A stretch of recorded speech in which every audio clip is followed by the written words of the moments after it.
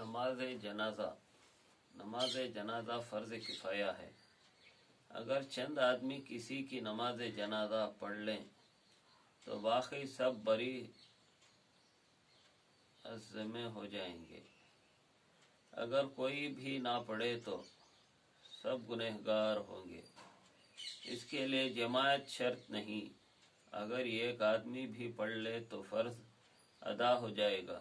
नमाज जनाजा वाजिब होने की वही शराइत हैं जो और नमाजों के लिए हैं, यानी क़ादिर आक़िल बालिग़ मुसलमान होना, जिसकी नमाज जनाजा पढ़ी जाए इसका मुसलमान होना ज़रूरी है।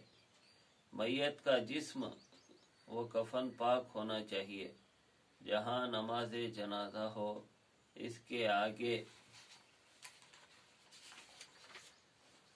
होना चाहिए। जनाजे को ज़मीन पर रखना चाहिए। जनाजा मुसल्ले के आगे क़िबले रुख होना चाहिए। मैयत का वो हिस्सा छुपा होना चाहिए जिसे उज़्र शरीयत छुपाना ज़रूरी है। मैयत को इमाम के मुआज़ी होना चाहिए, यानी कि जनाजे को इमाम के सामने रखना, क़िबले रुख होना चाहिए। नमाज जनाजा में वो फ़राइज़ हैं, यानी 4 मरतबा अल्लाहु अकबर कहना और खड़े होकर नमाज जनाजा पढ़ना। इसमें 3 सुन्नतें मुअक्किदा हैं। अल्लाह ताला की हम्द व सना करना, नबी अकरम सल्लल्लाहु पहले जो अल्लाह अकबर तकबीर बोलती, अल्लाह सना पढ़ना, हम्द व सना करना, नबी अकरम सल्लल्लाहु अलैहि वसल्लम पर दरूद भेजना और मैयत के लिए दुआ करना। अगर कोई जनाजे एक वक्त में जमा हो तो, अगर कई जनाजे बल्ला के जनाजे बल्ला गद में मर गए, कई जनाजे एक वक्त में जमा हो तो सबकी नमाज जनाजा एक मरतबा हो सकती है, एक ही शम हो सकती है। लेकिन अफजल यही है अलग पढ़ना, अलग पढ़ी जाए।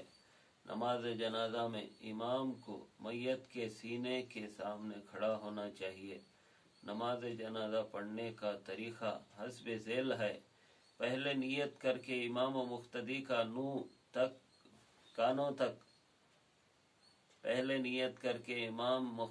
कानों तक हाथ उठाएं और अल्लाह अकबर कहते हुए नाफ के नीचे बांध लें और सना पढ़ें। व ताला जद्दू का बाद, इसके बाद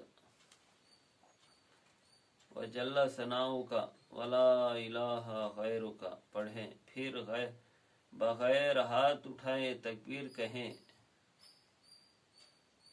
बगैर हाथ उठाए तकबीर अल्लाह अकबर कह के सर ऐसा उठा के नीचे रख। वही नमाज वाला दुरूद शरीफ पढ़े, दुरूद इब्राहिम पढ़े। फिर बगैर हाथ उठाए तकबीर कहें और दुआ पढ़ें। फिर हाथ छोड़कर सलाम फेर दें। मुक़्तदी तकबीरें आहिस्ता कहें और इमाम जोर से। ये रहा नमाज जनाजा का तरीक़ा।